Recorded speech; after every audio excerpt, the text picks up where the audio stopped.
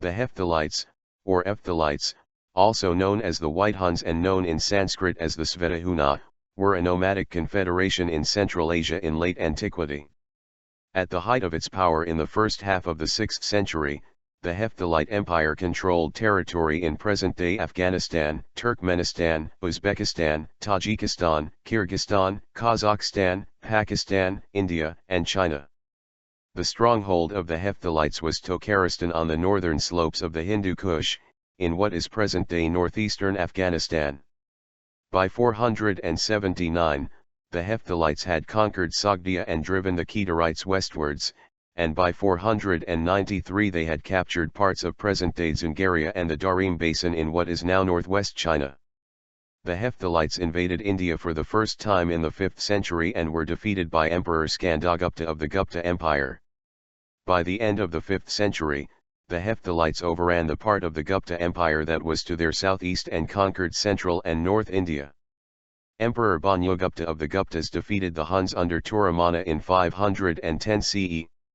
Later the Hephthalites were defeated and driven out of India by the Indian kings Yasodharman and Narasimhagupta in the early 6th century. Christopher I. Beckwith, referring to Etienne de Lavaisière, says the Hephthalites should not be called White Huns. According to de Lavaisière, the name of the Hephthalites was not mentioned alongside that of the White Huns. In Chinese chronicles, the Hephthalites are called Yanda or Yeti Uladuo, while older Chinese sources of c. 125 AD call them Hua or Hudun and describe them as a tribe living beyond the Great Wall in Dzungaria.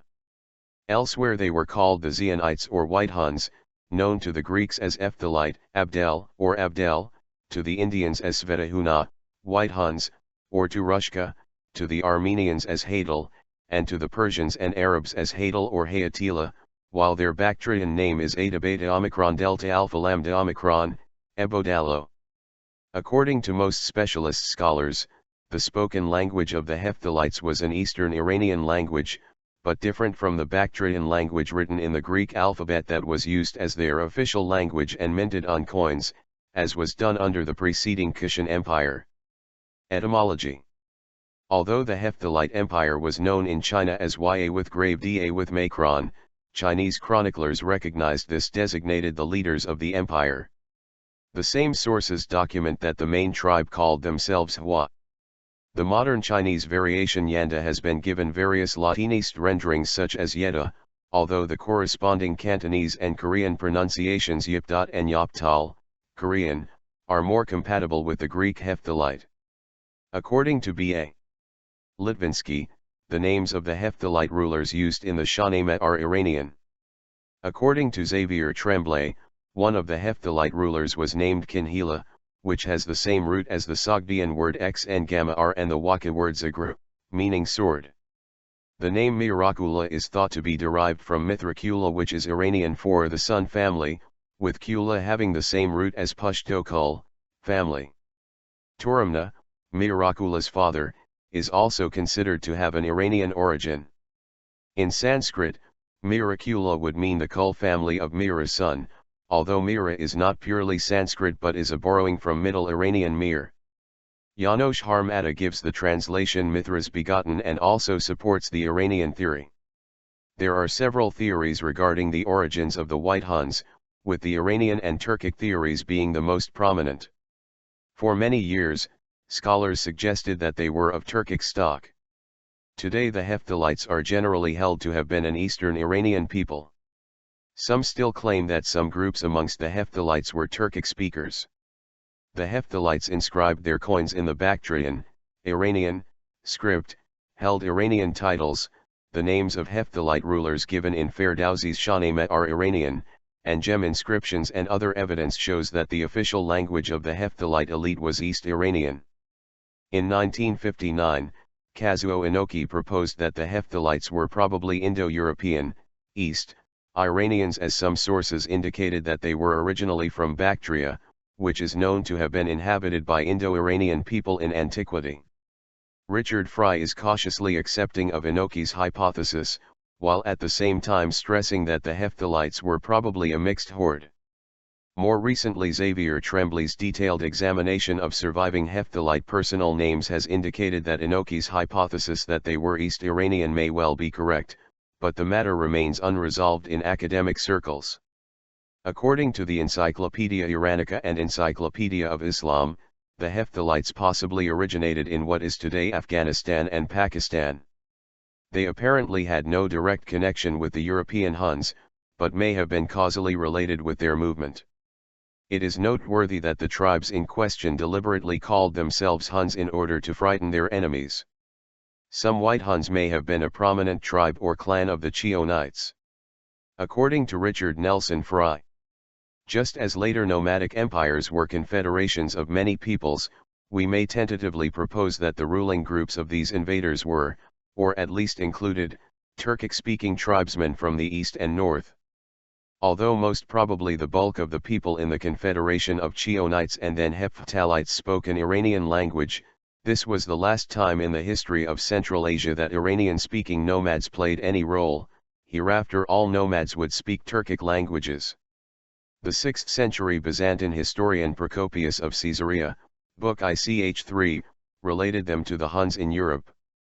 The Ephthalitai Huns, who are called White Huns, the Ephthalitai are of the stock of the Huns in fact as well as in name, however they do not mingle with any of the Huns known to us, for they occupy a land neither adjoining nor even very near to them, but their territory lies immediately to the north of Persia. They are not nomads like the other Hunnic peoples, but for a long period have been established in a goodly land. They are the only ones among the Huns who have white bodies and countenances which are not ugly. It is also true that their manner of living is unlike that of their kinsmen, nor do they live a savage life as they do, but they are ruled by one king, and since they possess a lawful constitution, they observe right and justice in their dealings both with one another and with their neighbors, in no degree less than the Romans and the Persians. Scholars believe that the name Hun is used to denote very different nomadic confederations. Ancient Chinese chroniclers, as well as Procopius, wrote various theories about the origins of the people. They were descendants of the Yuezhi or Tokharian tribes who remained behind after the rest of the people fled the Xiongnu. They were descendants of the Kangju. They were a branch of the Tile, or they were a branch of the Uar. They were first mentioned by the Chinese, who described them as living in Dzungaria around AD 125. Chinese chronicles state that they were originally a tribe of the Yuezhi, living to the north of the Great Wall, and subject to the Ruran, Zhuan, as were some Turkic peoples at the time. Their original name was Hoa or Hoatun, subsequently they named themselves Yetiha Lidu, or more briefly Yetiha, after their royal family, which descended from one of the 5 Yuezhi families which also included the Kushan. They displaced the Scythians and conquered Sogdiana and Kyrgyzstan before AD 425. After that, they crossed the Sir Daria, Jaxartes, river and invaded Persian lands. In Persia, they were initially held off by Bahramgar, but around AD 483-85, they succeeded in making Persia a tributary state by defeating the Sassanid forces at the Battle of Herat, where they killed the Sassanid king, Perizai. After a series of wars in the period AD 503-513, they were driven out of Persia and completely defeated in AD 557 by Khosrau I. Their polity thereafter came under the Gokturks and subsequent Western Turkic Khaganate. They also invaded the regions Afghanistan and present-day Pakistan, succeeding in extending their domain to the Punjab region. The Hephthalite was a vassal state to the Ruran Khaganate until the beginning of the 5th century. Between Hephthalites and Rurans were also close contacts, although they had different languages and cultures, and Hephthalites borrowed much of their political organization from Rurans. In particular, the title Khan, which according to McGovern was original to the Rurans, was borrowed by the Hephthalites rulers. The reason for the migration of the Hephthalites southeast was to avoid a pressure of the Rurans. Further, the Hephthalites defeated the Yuezhi in Bactria and their leader Kidara led the Yuezhi to the south. Procopius claims that the White Huns lived in a prosperous territory, and that they were the only Huns with fair complexions. According to him, they did not live as nomads, did acknowledge a single king, observed a well-regulated constitution, and behaved justly towards neighboring states. He also describes the burial of their nobles in tumuli, accompanied by their closest associates. This practice contrasts with evidence of cremation among the Chionites in Amiens and with remains found by excavators of the European Huns and remains in some deposits ascribed to the Chionites in Central Asia. Scholars believe that the Hephthalites constituted a second Hunnish wave who entered Bactria early in the 5th century AD, and who seem to have driven the Kidarites into Gandhara. Newly discovered ancient writings found in Afghanistan reveal that the Middle Iranian Bactrian language written in Greek script was not brought there by the Hephthalites, but was already present from Kushan times as the traditional language of administration in this region. There is also evidence of the use of a Turkic language under the White Huns. The Bactrian documents also attest several Turkic royal titles, such as Kagan, indicating an important influence of Turkic people on White Huns, although these could also be explained by later Turkic infiltration south of the Oxus. According to Simo Katz, they were Chionites who united under the Hephthalites as the Uyuzun, vultures descended on the people around AD 460. The Uar, also Var or War, Chinese, Pinyin, Hua, were one of the many ethnic components constituting the confederation known to the West as the Hephthalites and to the Chinese as Yanda, and the dominant ethnicity of Khwarezm. Peoples with similar names had been present along the Silk Road for centuries, and several Central European family names actually derive from the names of these tribes. Theophylactos Simo Katz uses the name Uar, sometimes written as War or Var. According to the Chinese classic Liang Qikong Tu, the name Hua was an endonym used by the Hephthalites themselves, while was an exonym derived from their ruling dynasty and applied to them by outsiders. Origin and migration. Like Procopius, contemporary Chinese chroniclers had different theories about the origins of the Uar and the Hephthalites. That they were related in some way to the Indo-European Uzi. Based in Turpan and conquered by the Ruran, they were an important part of the early jade trade. That they were a branch of either the Kangju, believed to be Turkic, Iranian peoples, Iranian or even Tokharian in origin, or Tile peoples, descending from the general Bawa, based in Turpan. They sided with the southern Xiongnu of Pingyang against the northern Xiongnu, hence the Hua clan's presence in Pingyang, but were later conquered by the Ruran. Throughout the 5th century, it was the Uar who managed to succeed to the steppe heritage in a campaign which spread from the Tian Shan to the Carpathian Mountains. By around 460, the Uar had taken over much of central Eurasia from Xinjiang to the Volga River, and founded a capital at the city of Badiyan or Panjakent, near what is now Khujand, though very little is known about the area from the late 5th to early 6th centuries. Hephthalites. According to the Book of Liang, the Yanda, Hephthalites, were an offshoot of the Uzi. It mentions an envoy sent in 516 by their Yanda Ilchuo/Hephthalite king to the court at Nanjing. Chinese chronicles define Yanda as the name of a clan leading the Uar. In the Book of Wei they are supposed to be a variety of the Uzi, while the Uar, who are also described, are possibly an offshoot of the Tile. The Book of Wei indicates, however, that the Yanda do not share a similar language with the Tunguzic, Ruran or Turkic Tile. It is said that the Yanda language can be easily translated by the Tuyahun, a group of peoples from the Koko Nor.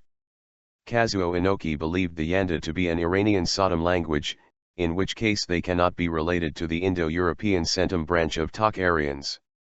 Hunnoi. The Kidarite dynasty which ruled the Xionites came from the Uar. As a result, the Xionites have sometimes been called Uar Hunnoi. Uar and Hunnoi are the names associated with the two biggest tribes of Procopius's White Huns, commonly identified with the Sanskrit Sveta Huna but called Varkhun or Varkhunites, Wairkhanitai, by Menander Protector. Procopius writes that these White Huns are white-skinned and have an organized kingship. According to him, their life is not wild or nomadic, and they live in cities.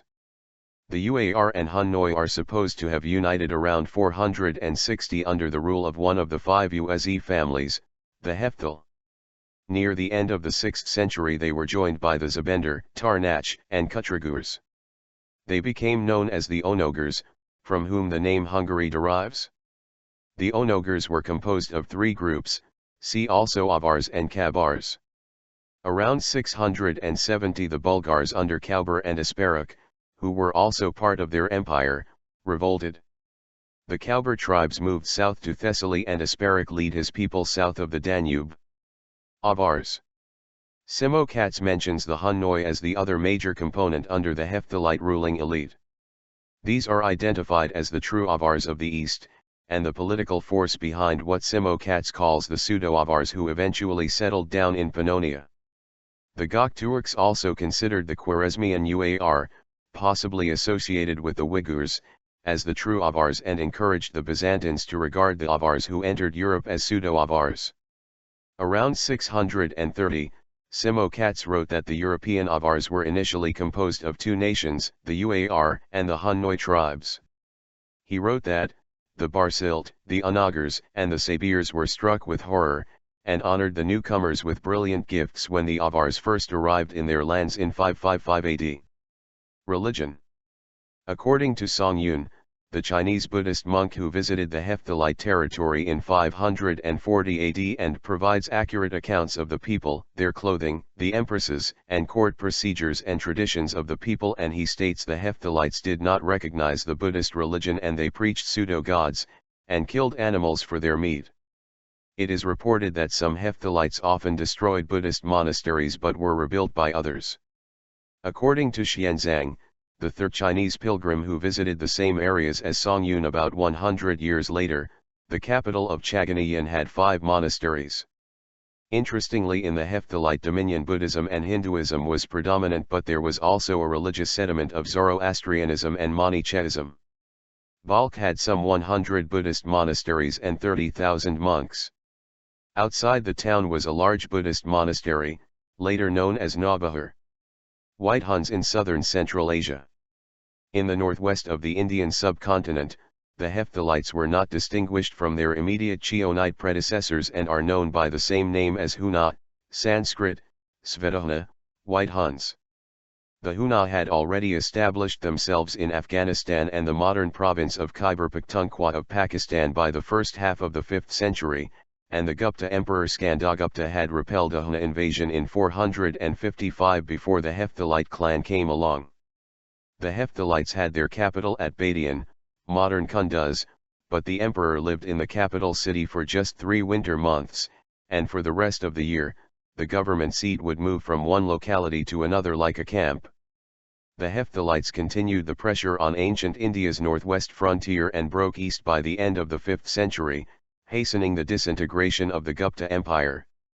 They made their capital at the city of Sakala, modern Sialkot in Pakistan, under their emperor Mirakula. But later the Huns were defeated and driven out of India by the Indian kings Yasodharman and Narasimhagupta in the 6th century. Descendants. The last Hephthalite king, Yudhishthira, ruled until about 670, when he was replaced by the Kabul Shahi dynasty. Hephthalites are believed to be among the ancestors of modern-day Pashtuns and in particular of the Abdali Pashtun tribe. According to the academic U.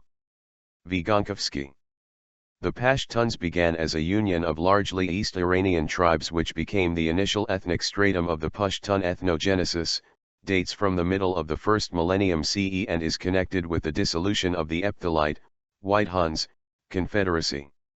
Of the contribution of the Ephthalites, White Huns, to the ethnogenesis of the Pashtuns we find evidence in the ethnonym of the largest of the Pashtun tribe unions, the Abdali, Durrani after 1747, associated with the ethnic name of the Ephthalites Abdal.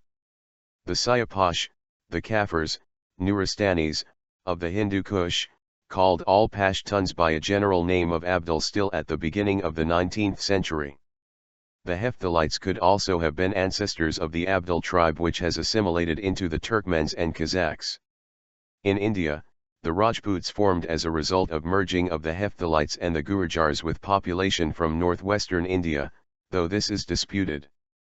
Contemporary literature. Umberto Eco's novel Baudolino makes reference to the White Huns, portrayed as a fearsome warrior race. Eric Flint's Belisaria series makes frequent reference to Yeti warriors.